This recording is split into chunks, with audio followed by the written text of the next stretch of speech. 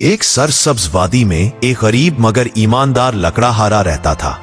वो रोजाना जंगल जाकर लकड़ियां काटता और उन्हें बेचकर हलाल रोजी कमाता।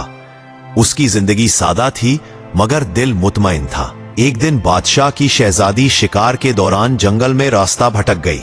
शाम होने लगी तो वो घबरा गई। उसी लम्हे लकड़हारा वहां से गुजरा। शहजादी ने मदद मांगी।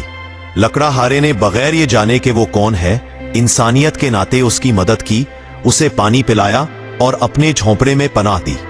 रात के खाने में लकड़हारे ने खुश्क रोटी और सब्जी पेश की। शहजादी ने पहली बार सादगी में सुकून महसूस किया। उसने देखा कि गरीबी के बावजूद लकड़हारा कितना शुक्रगुजार और सच्चा है। अगले दिन लकड़हारा शहजादी को महल तक छोड़ आया। बादशाह ने खुश होकर लकड़हारे को इनाम देने का ऐलान किया। सोने और दौलत की पेशकश हुई, मगर लकड़हारे ने कहा, जहां पनाह दी वही मेरा इनाम है, मैं हलाल रोजी से खुश हूं। बादशाह इस जवाब से बहुत मुतासिर हुआ। उसने लकड़हारे को शाही जंगलात का निगरां मुकर्रर कर दिया ताकि उसकी ईमानदारी दूसरों के लिए मिसाल बने। शहजादी ने भी सीखा कि असल इज्जत दौलत में नहीं, अखलाक और सच्चाई में है।